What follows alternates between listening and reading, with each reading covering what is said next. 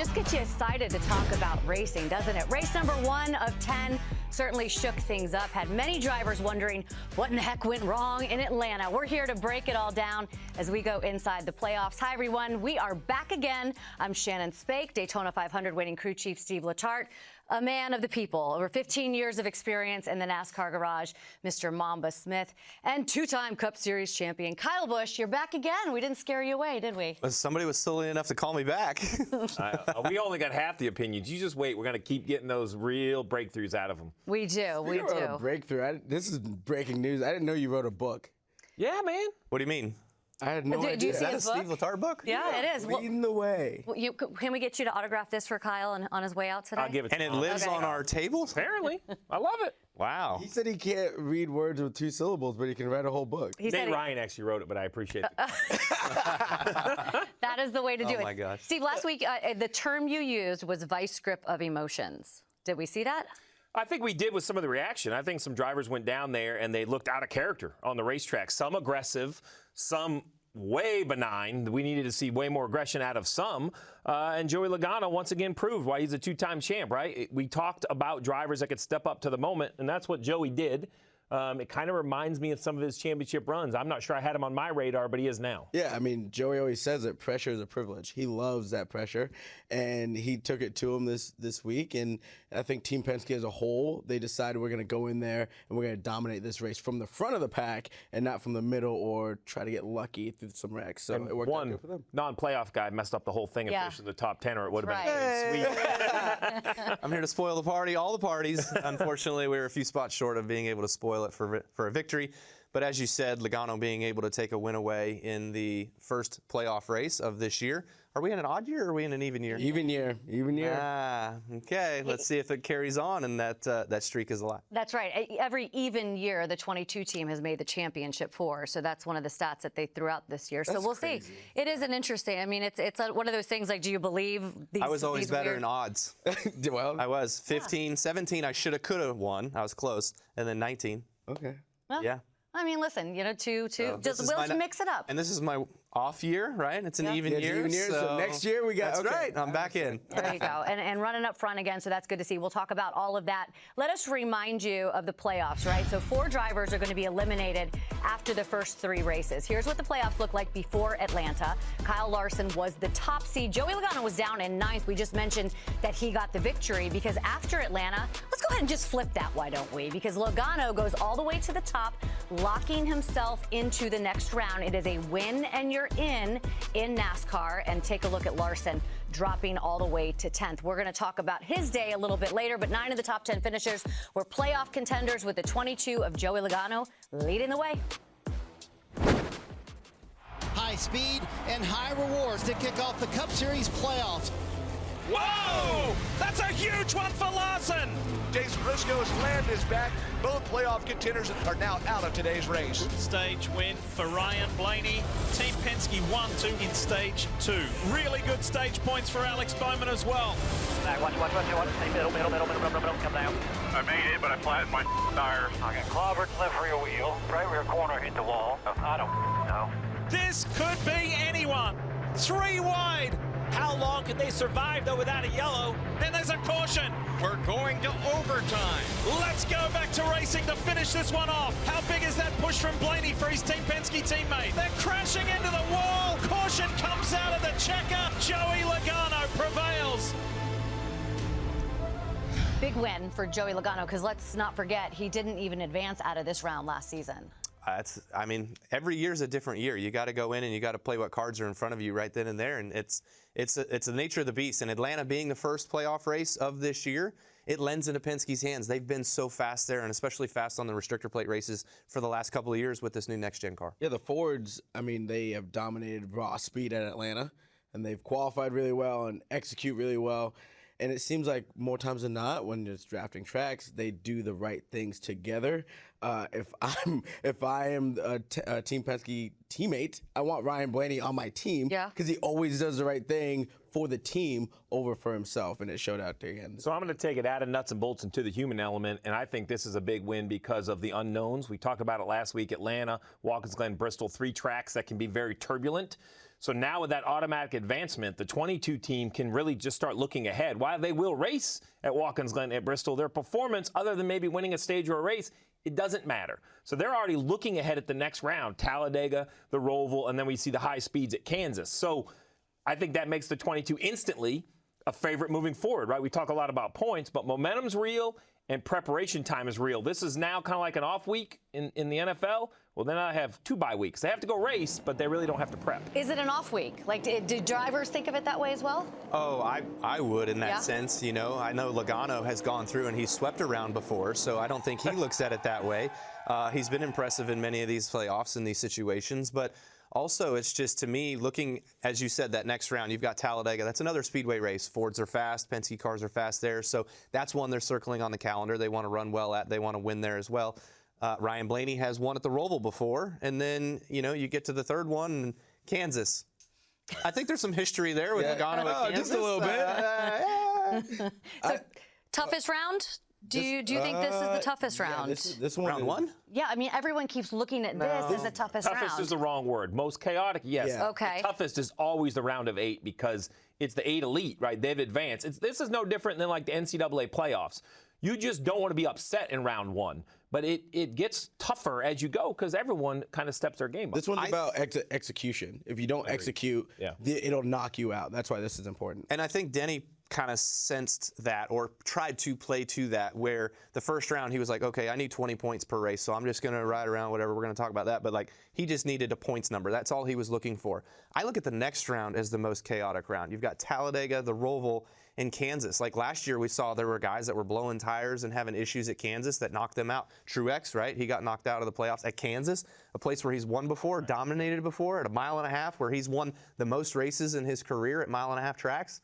So I don't know. I look at the round of 12. For the field, the playoff drivers, 22 is probably the one. Joey Logano is the one you didn't want to already be in because he's not afraid to ruffle feathers in the playoffs, because he's had that history before, like we talked about Kansas. Well, so I put Logano in the same category as I put KB on the end, right? And I said this heading into the playoffs. He was unable to make it, but my storylines through the summer was don't let him make it. Right. This isn't a guy you want to wake up, right? I'll say it right here in front of him, right? He's very talented. He's awake. But the momentum is real. And if they got that win, 20 in a row, like he could go into the playoffs very deep. I think Logano's kind of the same way. Like I said, not on my radar, but he is now because they had that little bit of confidence, like, hey, we've been here before, but that doesn't mean anything until you do it.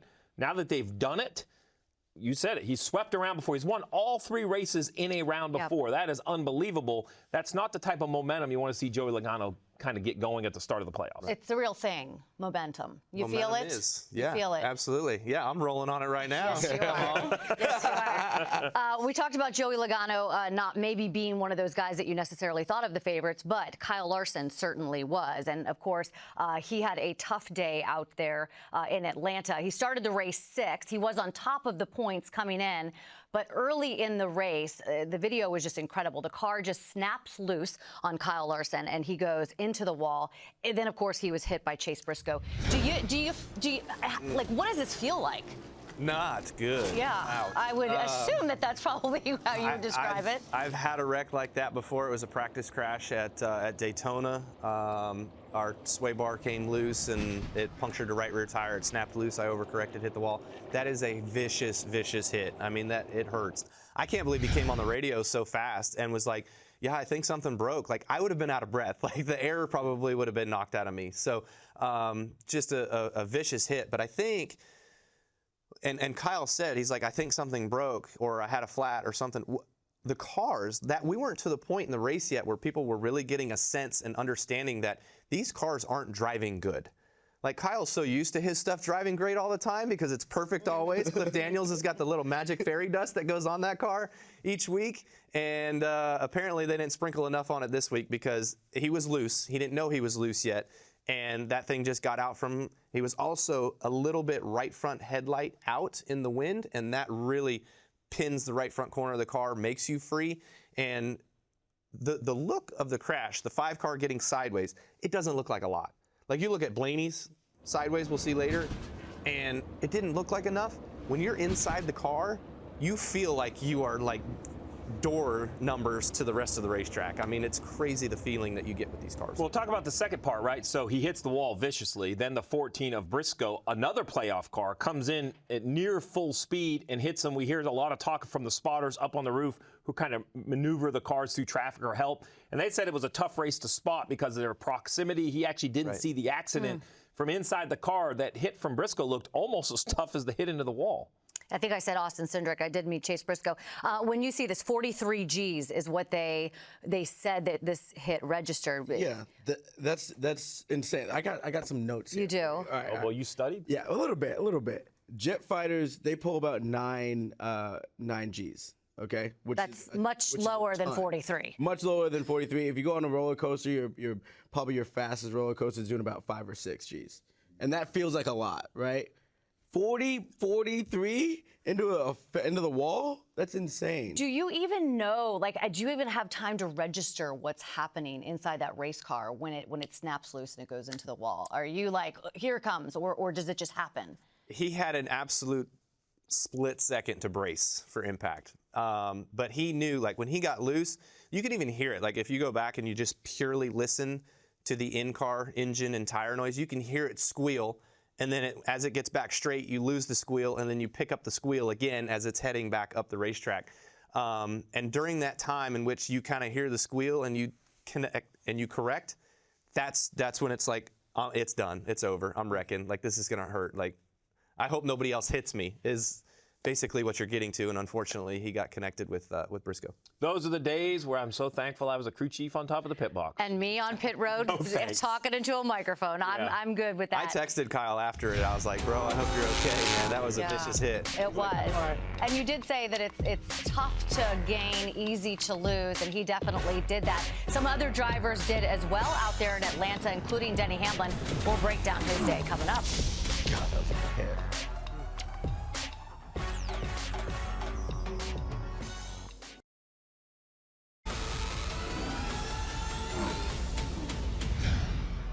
Oh, the trophy. Look at that. How heavy is that, Kyle? Is it The real one? the real one? Very heavy? Like, like 50, 60? 79, 80 pounds. Ooh, these guys are going to have to start working, start do some crunches before the end of the season. That's, of course, what everyone wants to win.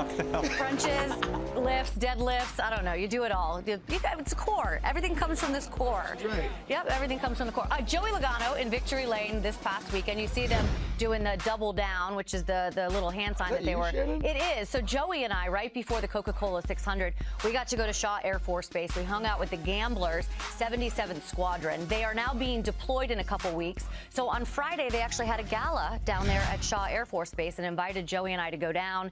Joey mentioned the Gamblers. That was Rage, their commander. Joey got to fly in the plane. I got to marshal them in. It was really cool, and then to spend some time with them before they get deployed. And I know, listen, sometimes there's a little bit more riding along with you than just you in that race car. Well, did you go for a ride in the plane? No. You didn't? Have No? you done that? Oh, yeah. I loved it. It was fun. You were talking about the 9Gs earlier on the fighter jets. How much did you pull? I did a Thunderbird ride out of Nellis Air Force Base in Las Vegas, where I'm from, so that was a lot of fun. The first time we pulled 9.2 Gs, and then we kind of tooled around a little bit and had some fun, did some other aerobatics. Crunches? And, Crunches? No, we didn't do any of those. And then he was like, all right, we're about to head back. What else you want to do? And I'm like, let's pull another niner. And went 9.4 on the second one. Did you lose vision? Vision was starting to close in, and then right when it was about ready to go all dark, he pulled out of it, and it opened back up. You're dangerous, Maverick. You're dangerous. Well done. Awesome. Well done. Where'd he go? Where'd who go? We'll tell you where the playoff drivers went. These are the 4 drivers who entered Atlanta below the line, meaning those are the 4 that are in the biggest threat of being eliminated in the first 3 races, because we do eliminate guys after the first 3. After Atlanta, we didn't have much movement. Ty Gibbs did jump above the cut by 1 point. Brad Keselowski is now below. But look at the 11th position, Denny Hamlin, just 2 points to the good after things went wrong all weekend long in Atlanta. Of course, it started with qualifying day. Let's hear what Denny had to say. So I just tried to avoid the wrecks, and obviously I was trying to get 20 points out of the day. That was my goal, is just get 20 however we could. Obviously starting in the back, didn't help, and got in a wreck that cost us probably 8 to 10 spots or so. I think you may have said on the broadcast that you were a little surprised that you heard him just kind of saying, this is what we wanted, playing defense rather than offense a little? So I don't hate the strategy of the points. While there isn't a guaranteed number, if you go back and look at history, where Denny came in, if you score about 70-ish points over 3 weeks, you're going to get in. That's where he comes up with this 20. So his theory is fine. His execution, though, I thought was awful. Denny Hamlin on defense, why would you take the ball out of the starter's hand, right? His co-owner is Michael Jordan. That's the guy I want taking the shot at the end. Denny Hamlin is amazing, right? Tons of wins. I would much rather wreck and fall short on offense, trying to be great, than ride around all day long and still get caught up in a wreck. So I like their approach as far as scoring 20 points, but I hated their theory on getting them. Riding around all day in the back, I just don't like that. It's like prevent defense at the end of a prevent you from winning. Yeah, that's what it does. That's not how you want to be in attack mode. Kevin Harvick told me on his podcast earlier this week, he went from Denny Hamlin being his favorite to now I don't know at all, because Denny is in attack mode. He's got that chip on his shoulder. He walks around, has a little bit of that cocky energy, but it works for him, and that's how he wins races. This version is not going to win you a championship. Well, there's more to it, though. So the other reason I don't like the strategy, I want Kyle's opinion on this.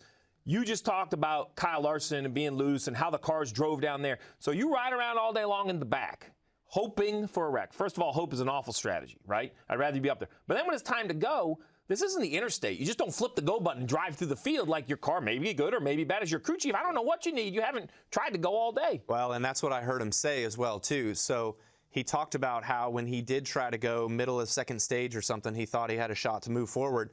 His car was driving bad. He goes, I moved up to the third lane and I was so loose I couldn't even drive it. So he literally went back into protect mode and they had to work on it. Well, he had to wait however many laps until the next pit stop. Well, now you're into the third stage and then everybody gets 3 wide and you can't make moves because you're all stuck 3 wide. You're not going to go 4 wide. You're not going to go anywhere by yourself. You've got to be in a pack. You got to draft. You got to work through the groupings. Well, like earlier in the race, you had the Penske guys out front. You had a few others out front. And then they faded to the back, and their cars were driving entirely different than what they expected it to be. I ran 16th to 20th for a lot of the first stage of the race, and I was out of control. Really? And so I was like, every pit stop, we were working on our car, trying to make it better, where I could drive my way to the front. And it took us all the way to the third stage to get it right. And then who was up there in the third stage got the lead and was leading through much of the end of the race when we were coming down with 30 to go. So, hey, that was me. That was you. So you always have to be working on your stuff and always have to be in attack mode, and you can't go.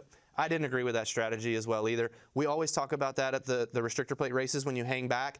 Nobody in the front ever gets a chance to see you and race with you and trust you.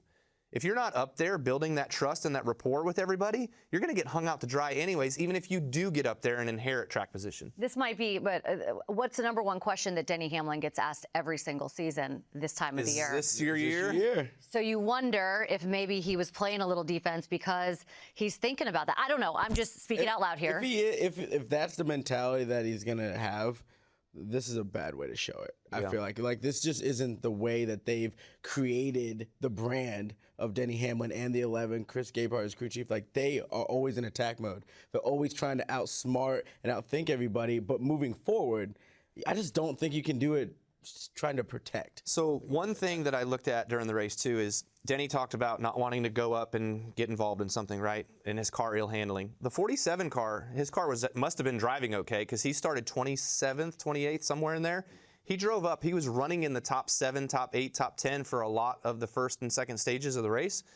Well, if you're not getting there and trying to get there and figuring out what you got going on, it's just you're going to be behind the 8 ball the whole time. So I feel like that's what ended up happening to the 11. Let's move on to a past champion, right, this is his last opportunity to win a championship. That would be Martin Truex Jr., who also has struggled the last couple weeks. I know one of you got to talk about him, Stephen. I wouldn't carpool with Martin Truex Jr.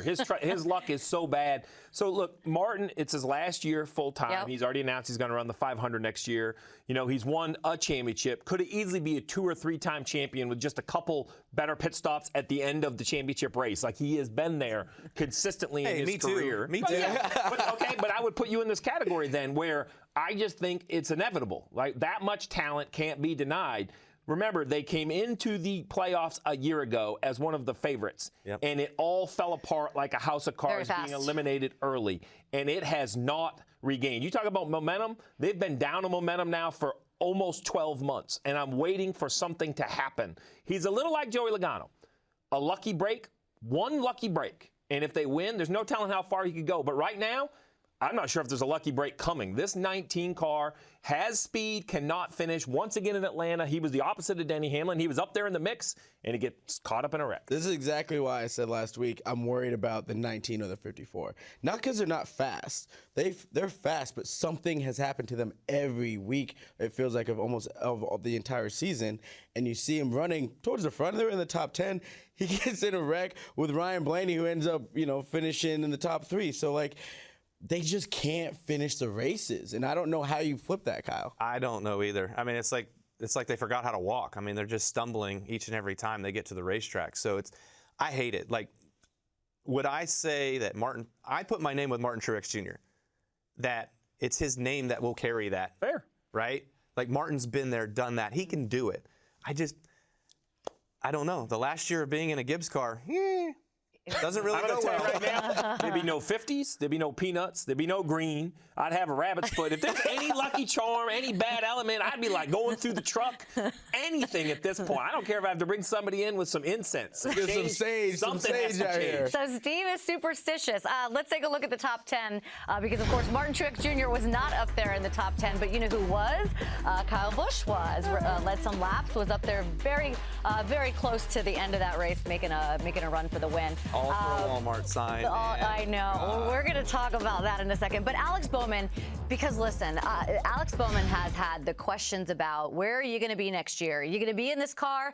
He said, I picked up the phone. I called my boss. My boss said, you're going to be in the car. We've talked. I mean, listen, the rumors are still there. He's had to answer so many questions. And then it's tough to go out there. But he backed it up this weekend with the top 5. Yeah, he performed exactly what he needs to do. He needs to get through these rounds, be consistent, stay towards the front, get as many stage points, and then give yourself an opportunity to win. But to have those phone calls and everyone in the media asking you week after week, and you're like, I told you last week, I'm coming back. But where there's smoke, there's fire usually. And I'm wondering how he's going to be able to, handle this to get through the rest of the playoffs and give himself a chance at a championship. The best way I can think of it if I'm in Alex Bowman's shoes is doing exactly what he did. Call the bosses. What's the deal? Shoot me straight. Tell me what's going on. And apparently he says that he's been told that he's in the car. So that's the best thing you can have to go forward on and put your laurels with in order to go through. He was the best running Hendrick car throughout the majority or all of the race in Atlanta. He's second Hendrick car in points right now. I think Williams the only one better because he had more bonus points going in. So, he's doing all the right things right now. I think all of us. A good road racer. We're coming to a road course. That's right. Yeah. I think all of us have been in a situation where you don't really know what's going on. You as the psychologist of that group, how do you deal with your driver when he probably does have some questions? Well, so, I think at some point, this is what makes sports good. You just have to pull the Band-Aid off. And guess what? They don't fire winners. And I hate to be that blunt, but that's how the world is. He won at Chicago. So for that reason, I believe he should be in that car next year. My opinion. Per Alex calling his bosses, they say he belongs. But if he goes way into these playoffs, the round of 12, the round of 8, the championship 4, there's no way that a manager, a general manager, an owner, upper executive, you cannot take a player off the field who is contributing to winning. Right. That would be my move. I'd be stoking the fire saying, I know you think it's right, but let's just win and make sure that it's right. I think the week after Bristol, there will be a driver announcement for the number 7 car, and we will find out exactly who will be in the 48 car. Yeah, because those all interchange. There's a big interaction there, but look, winners are safe. Are you back here the week after Bristol? Maybe? We'll have to look at your calendar. Somebody's got my phone number. I don't know. It doesn't come up as a real number. It's a blocked ID. I pick up and I answer, and I'm like, what? Who is this? Well, we want you to answer this. How was your weekend? 4 straight top 10s and, of course, running up front this weekend in Atlanta, so we got to give you a little love. Yeah, thank you. No, it was really, really good. As I said earlier, we struggled with the car handling and being able to get up towards the front. Once we got up towards the front, entirely different car feel. I mean, it was like, oh. I was like, go Kyle, nice. We got him on the show. Yeah, exactly. I was trying to pull through with our Global Chevrolet and get to victory lane. We led some laps. There was a fuel strategy play that was kind of going on, so everybody was kind of mixing it up with, do you save, do you push, what happens if 54 comes up? he takes the lead because he had enough fuel to be able to go the rest of the way. But then those dreaded cautions at the end of the race. Like, I felt like if we could have just finished the race, we would have had a shot to mix it up within those top 4 or 5 cars, and that would have been where the race for the win was going to come from. So bummed that we had some restarts, just didn't go our way. I chose, I think it was the inside lane, and again, the inside lane didn't go, so I need to get out of choosing the inside lane, apparently, always, forever. All right, we're going to take, well, we have got room right here on the table when you do win. You can bring the I know, we talked about this last week. Thank you, Shannon. This book. I'm just kidding. We do have some tweets from fans about your performance up here. So let's see what some folks have had to say about you being an analyst. Kyle Busch is must-see TV. Oh. Love it. Love that little NBC. That's why they're calling back. Yeah, Rowdy Nation for the win. Loved the show. Great first show. Great. Loved it. That's awesome. There you go. You got some love out there. I appreciate that. We got to spice this up a little bit and spruce it. I don't like talking. Like, let's get some action going. You know what? We're going to spice it up when we get back. You ready? All right. Mamba, you ready? Yeah, we got something. You don't want to miss this at all. We'll be right back.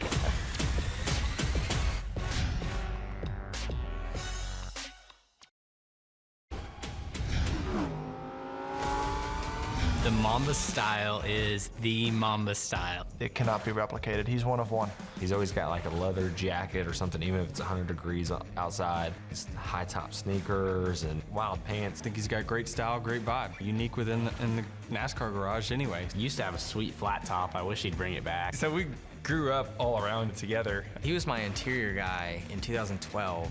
He worked at the same race team when I was a young kid. I lived with Mamba for a couple years. He wasn't a very clean roommate. He's friends with everybody. I don't think anyone's ever met Mamba and doesn't like him. I feel like you can get under his skin a little bit, though, if you try hard enough. He's always having a good time. Every single time that I see him, he brings a smile to my face. He always tries to do these cool handshakes with me. I don't know any cool handshakes. I just don't know them. Makes me not feel like a complete nerd, so that's nice of him. He's gonna bring some good energy to a show. Mama, you're not clean, but stand up. Let me see this outfit, please, because you got the fresh. Got the high top. Yeah, there we go. Yeah, we're looking pretty good. Yeah, the handshake, you guys have. Ooh. Love it. What did I just see? Yeah, that's it. That's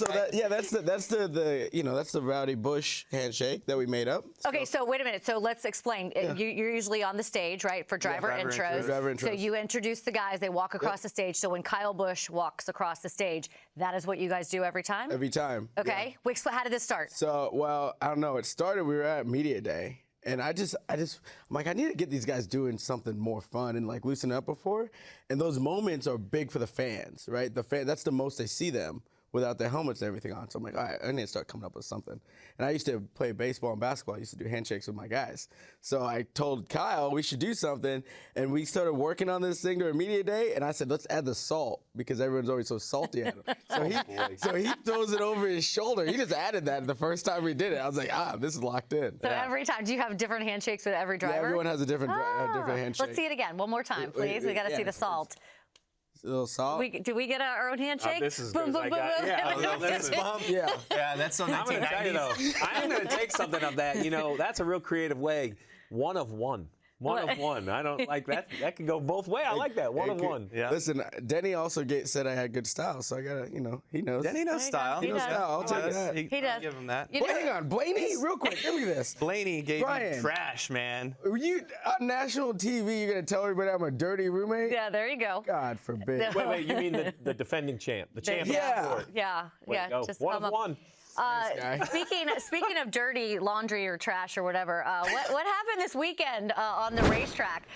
Kyle Busch, you were running fourth at this time, and all of a sudden, caution on the track because of the Walmart sign that apparently someone did not do their job very well out there because this blows off and goes onto the track. I mean, you could it came off the thing from the top? Yeah, from the flag stand. Oh my God! That's what I Can I go on a rant? Yes. I know where you're going. Well, so look, man. Everybody jokes about it, but it's unacceptable. We're in the playoffs. If we want this to be right. This is like the lights going out of a football stadium. I know it happens, but it can't happen, right? It killed the Super Bowl one time. Killed some of my bets in the Super Bowl one time. But we can't be having signs blow off onto the racetrack and bringing out yellows. If the yellows need to be natural with the competitors. So I appreciate the lightheartedness of it, But as an analyst, as a fan, as a competitor, like I think Kyle had the race relatively, I won't say in hand, but one of the 2 or 3 that had a chance. And that yellow stacks the field up, and it's a totally different It did become go. a totally different go. I hate it for Walmart getting a lot. They probably want to know why they were trending on Twitter, but it was for an unfortunate reason. Are you just as salty? You got the salt. Are you just as salty here about this? I'm salty because I feel like it did take a natural, shot of being able to win the race away for sure. The restarts and jumbling things up and getting going on restrictor plate races haven't quite necessarily been my strong suit. But yeah, I mean, we get in trouble for throwing stuff on the track. Thank you. Right? Yeah. It'd be a fine. Yeah. Whoever hung the Walmart sign, fine them. Yeah. Well, I mean, listen. I mean, sometimes you need a caution. There you go. Sometimes you need a caution, and sometimes you don't need a caution. You never know when they're going to come. We've got much more to come here on Inside the Playoffs. No more Walmart signs of the day, but Steve Letarte will continue to give his opinion.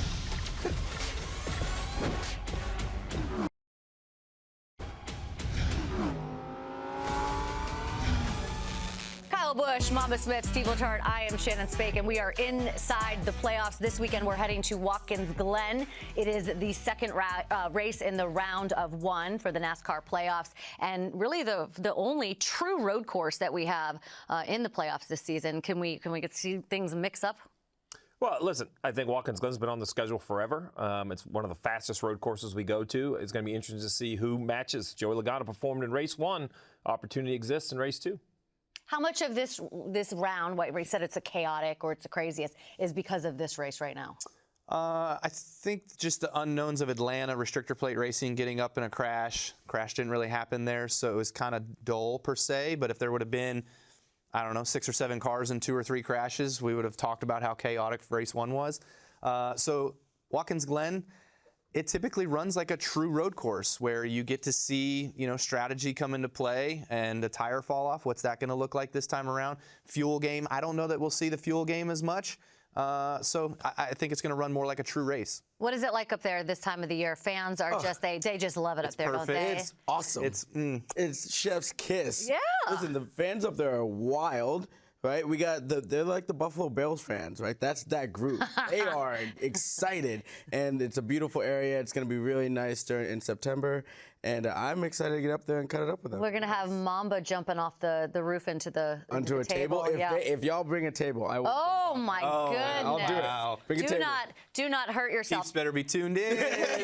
Do not hurt yourself. Speaking of hurting yourself, let's take a look at turn 1 in Watkins Glen. Can be a little crazy. We've seen lots and lots of mayhem over the years. Man. Oh, it just hurts. You know it's coming. Oh, man. Yeah, Jimmy Johnson, before anybody knew his name, this is not the celebration he wants. Downhill into turn 1, tough braking zone. Pablo Montoya is in the field this weekend. Why is it so? Why does this happen time and time again? That one might be worse than Jimmy's. This one here changed everything. So that crash there, not only did it change the layout and the walls and everything at Watkins Glen, but that was procedurally changed NASCAR with us sending someone to each racetrack going forward and looking at the layout of all crash zones that were possible. Yeah. Okay. So there are some changes this week at Watkins Glen. Jordan Bianchi, right over there, our NASCAR insider. Welcome to the party, Jordan. Thank you. He's here with the news. No spice, but all news over there for Jordan Bianchi. All right, what do you got for us, bud? Well, we got lots to talk about at Watkins Glen, and there's 2 notable changes to keep in mind at Watkins Glen. Let's start with turn 1. Typically, drivers 3-4 wide, they fan out going into that turn. NASCAR wants to keep all the drivers on the racing surface. So what they've added is some rumble strips, like you'd see on the highway. A driver described to me these rumble strips are like you'd see on the highway on steroids. So the idea is if these drivers get on these rumble strips, it's going to slow them down, they're going to lose traction, and it's no longer the preferred line, so it's going to change corner exit. Moving on to the second big change, it's the bus stop. The bus stop used to have these big bumps. They were curbs, and you'd go over them, and the driver's impact would be significant. When the car came back down off of 2 wheels, the drivers would feel it. It was a jarring hit, especially with this new car that NASCAR has. NASCAR looked at the data from mouth guards that drivers have to kind of register crash impacts, and the impact was to the extent that drivers were really feeling it. It was concussion-like. So in name of safety, NASCAR has removed these curbs, and they put in rumble strips to kind of smooth it out a little bit. And again, this is a safety feature to try to make it easier on the drivers. All right, Jordan Bianchi, of course, writes for The Athletic as well, our insider here. That is great stuff. I'm looking forward to seeing that. I mean, I'm sure you're, so the first change is obviously turn one, but the big change is what you're going to experience inside that car during the bus stop. This is positive, right? Absolutely, yeah. No, it's definitely a positive change. I think Kyle Larson sent out a tweet a little bit ago, right, where it showed the data. And the data showed us going over that first launch zone, that's what we called it, the first jump into the bus stop. You know, it was, your head would go back and forth between the headrests, and it was jarring, and it was like concussion, like numbers. And so they wanted to make a change to the front side of that. It's much smoother getting in there. You still have the same 2, 3, 4 rumble strips that you've got to go through the rest of the bus stop, but much better. I've not run on it yet. I know the 45, the 2, and the 99 cars have been out there, so good comments from them thus far. You mentioned Kyle Larson. It's because he was able to wear that mouth guard that registers the movement in the head, and this is what you were just talking about, Kyle. This is incredible when you see this data out there, and I'm assuming that it's going to be drastically different. Yeah, I mean, that's the goal. When I look at the bus stop, I don't think it's going to change the way it races from a fan's perspective. I think it's going to look the same, and I think that's the point, right? To ask the drivers to go through these sort of loads that doesn't add anything to the entertainment, the race, or even the creativity required behind the wheel. It was just a necessary evil. I think it's a great idea. Have you ever worn one of those mouth guards? I know some do, some don't. Yeah. It's kind of like a retainer. Is that how you describe it? It kind of pops exactly in? like a retainer, yeah. So it measures basically what the body's going through. So I think that's good. Now, the turn one, I think, can't be overshadowed. So turn one, over the last few years, it used to be a 90-degree corner. Then all of a sudden, these drivers just decided to blow the exit. Yeah. And it really changed how it raced, in my opinion, for the worse. I think the narrow exit of turn one requires a driver to perform at a higher level, which is what everybody wants to come see. I just hope it works. Every time we try to keep drivers on the racetrack, they seem to find another way to get over on the pavement. Well, it changes so turn one, the exit, now we've changed the entry. Now you have to attack your brakes differently, your center apex differently, to not let your car just over exceed the left side track limit area. And so as we see here, you're braking, you're getting down into turn one, you're downshifting, you get to your apex, and now guys would accelerate and just blow outside of that zone and just not really care. And they're running that apex speed much faster because they can exit and have so much more runoff room to be able to get out that way. Do you like the limitations? I do. I think it's yes. I mean, I think we need to be on the racetrack, right? Like, if that wants to be a part of the racetrack, redesign the track and make that a part of the racetrack. Sonoma's done that how many times, of going across the chute or whatever they call that area over there. They also did add those same rumble strips to the exit of the carousel as well, too, where we saw, I don't remember what year it was, but the vicious wreck with Jeff Gordon there on the backstretch. I think it was 2007? Oh, yeah, I remember 2008, that. somewhere in there. Old car. With the wing on the back, yeah. And so they added those same rumble strips from the exit of turn one on the exit of turn 6, so we can't go way out there as well, too. Drivers said from the test it really hindered tire life. Going over those would tear up the tires and hurt the tires, and so you don't want to be out there. This place is so cool with the elevation change. Yeah. I love going up through the S's, how you guys get through there, and if you're racing side by side, it's really difficult to get through there. And then we just saw you come back down the hill. So this place is really, really badass. I do love it. We talked about the temperature out there in Watkins Glen. It's a beautiful part of the country, and of course the wineries up there as well. We can always partake in that. Steve knows where they're at. Steve Letarte. We like this. We like the wineries. You can bring some back for me. Reservations at all so far? You got to be there for the weekend. Yeah, right? We've got more to come on Inside the Playoffs. We'll be back to wrap things up as we get you ready for Watkins Glen.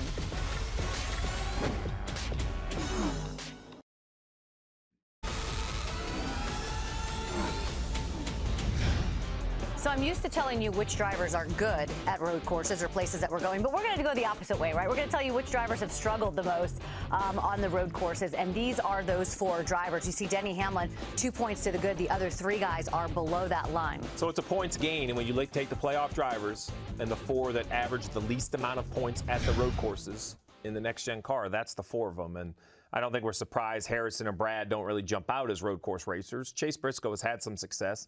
I think Denny Hamlin's the glaring one you want to circle right after the underperformance in Atlanta, going to Watkins Glen to try to flip that coin over. You know, the numbers would say it's going to be an uphill battle. The numbers would say it's going to be an uphill battle. You're exactly right. So, I mean, Denny's looking at the Atlanta race, I'm sure, Monday morning quarterbacking it, being like, oh my gosh, and now I have to go with the next gen car to a road course. all I wanted was 20 on points to be able to transfer through.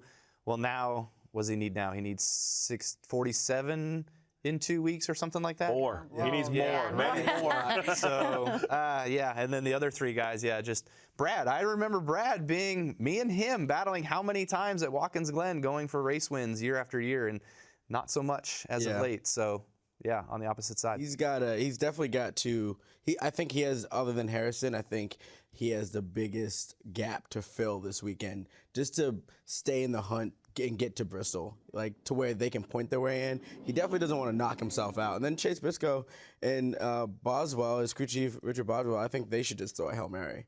Like, they should run the strategy. And that's the strategy, right? Yeah, but here's the problem. I don't think there is one. Yeah. So this is what, it's great to say, throw a Hail Mary, be aggressive, do this. If we go to Watkins Glen, it's a 90-lap race, 20 laps for stage 1, 20 laps for stage 2. If the tires do lose grip, fall off, slow down, call it whatever you want, there's just not a lot of chance to kind of veer off the roadmap. I think the roadmap of the field is going to be kind of not follow the leader, but follow the same plan, right? When the yellow comes out, most guys are going to do the same thing. So, well, jump stages, right? Yeah, I mean, you could pit before the end of the there's going to be a lot of question marks. Practice, you have to tune into practice. We got a lot of practice this week, more than normal. Kyle's going to get 2 20-minute sessions instead of 1 15-minute session. So extra laps, we'll learn a lot then. On the flip side of that, Hendrick Motorsports, right? They got to feel pretty good going into this weekend. Won the last 5. I mean, these guys are very good at Watkins Glen. Yeah, they're lights out at Watkins Glen. I don't know what exactly they got cooking up. Good drivers, good cars, good crew chief. Good everything. Look at this. 11 total wins and 5 straight. I mean, how do you beat that, Kyle? Yeah, I don't know. That's definitely one that you circle. I mean, every year when, myself and Martin Truex Jr. were a part of the Toyota camp and we'd go to Watkins Glen, we looked at the 9. We were like, we have to beat the 9. The 9 is going to be the guy who we're going to have to beat. And Martin, by all means, kept it so close. He was much closer than I was. But yeah, those guys have certainly figured out Watkins Glen over the last few years. How much of a priority, I mean, you were in that camp, how much of a priority are these racetracks? So listen, we used to just go to 2, right? We talked about that earlier today. It wasn't a big portion of our schedule. Now, road courses, it's road courses used to be a vacation. Yeah. It was like, we got 2 of these during the year. They're both in wine country. Yeah. And now it's like there's 6 of them. It's like, you got to win. You got to be good. You got to get those points, everything. And I actually think, when I look at the field, there are some better than others. But there's no one who's a throwaway anymore. I think the entire NASCAR garage has accepted that there's 6 of them. You hear drivers all the time go to literally driving schools. There are schools around the country. They have driving coaches for these road courses. They are saying that I have to be better. I can't just say, it's 2 races, right? If you want to contend in NASCAR in 2024, you cannot throw away the road courses. You have to go there and expect to perform like you do at the ovals. Because Steve, layup. Who's your top 3? Ooh. Reddick, Bell from the Toyota camp, and oh gosh. I'll throw. It's a Hendrick car. I'll throw William Hendrick car. I was trying to pick the right Hendrick car. William Byron. What about guys that are maybe not in the playoffs? Because we do have some. I mean, hey, listen, we used to say road course ringers all the time, but now our guys, the regular guys, are winning. But do take a look at this. These are the guys that could mix it up here today. We've got Juan Pablo Montoya in the field. AJ Allmendinger, he's doing double duty. I'm going to get to you. You noticed she went there first. I'm saving the best for last, Kyle. I'm saving the best for last. That's the way I operate. Shane Van Gisberger, actually, Kyle Busch and Shane, I'm just kidding. Kyle Busch. I mean, these are the guys, you guys can mix it up and get up there and really disrupt things today. No, we certainly could. Last year we had a really good car. We had good pace. We were coming up through, I don't remember exactly what happened. I think a strategy play came in and I didn't get a top 10 like I wanted or as good of a finish as I thought we should have been. I figured we were about a 5th place car last year, so improve on that a little bit. The sim session we had would say that we're better than what we were last year, but all we'll find out in those practice sessions when we get to the racetrack on Saturday. Besides me, if I had to pick somebody outside of me from that list, I would say AJ would be the next guy. Yeah. I have to agree. I think Juan Pablo, it's great to have him in the field. The sport's changed a lot since he ran in NASCAR. It's going to be a big learning curve for him.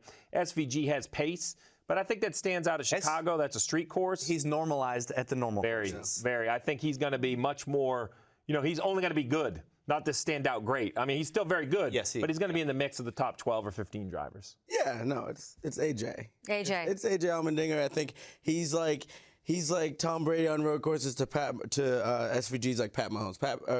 SVG does stuff differently, and it's like wow factor. But AJ is like Mr. Consistent. It kind of reminds me a little bit like Marcus Ambrose. You know, when Marcus won at Watkins. Oh, look. This was highlight what they reel, were. always, every year This is going what to they the were Glen. hiding from you, Yeah. Kyle. So there was oil on the track. Bobby Labonte's engine expired, and he was dropping oil everywhere, and that's why it looks so chaotic, and the cars are slipping all over the place. And so, yeah. I really wish that contact with you and Brad didn't happen. Oh, it would have been. Because that finish would have been Three cars? That would have been insane. Yeah. I don't know who was fourth that day, but he would have had a better chance. The funny thing about that, though, is like us three, the 9, the 2, and the 18, myself, I think we had like a 5 or 6 second gap to the rest of the field because I spun in turn 2 and got back going and still finished third. Did you really? In the race. Yes, I did. Like, fourth place was nowhere. Like, we were all gone. It's so wild, the memory recollection of like these guys. They're like lap 14 of this 2011 race. at Totally. California. It's crazy. Yeah, it's crazy. exactly. That's what I've learned when a driver runs another driver over. It's a little like a hockey fight. You have to back up at least the whole race to see where they really got mad at one another. And then when you interview them, they reference something, well, 3 weeks ago. And you're like, what? You know, they're like elephants. They all Mine remember. stems. I've been here 20 years. I've got a lot of history back there. Oh, boy. Speaking of history, we were showing you the Walmart sign earlier in the show. We thought it would be fun to show some other strange cautions that we've had. Do you remember this? I saw this in a football game one time. Miami Dolphins were playing. I think it was the Jacksonville Jaguars, and the sprinklers came on, but never in a race. That would have been great. Oh, boy. Notebook off the car. Boy. There you go. What happened here? What? I remember the orange. You do? I was around for that. Chicago. It was qualifying. Oh, Yeah, I won't lie. There's a few times I've sat on pit road wondering if I could throw something all the way to the racetrack because I needed a yellow to change whatever strategy we were on. I think there was a few drivers once upon a time that may have tossed out a water bottle or two also in order to draw a yellow. Was that ever one of your plays? I don't think I played that play. I think I saw too many get in trouble for playing that play that I was like, yeah, no, not worth it. I can't do that. I lost my notes on the racetrack doing the ride around, and Dale Jr. was on the truck with me, and he just looked at me. My notes went, and he just looks at me and goes, sucks.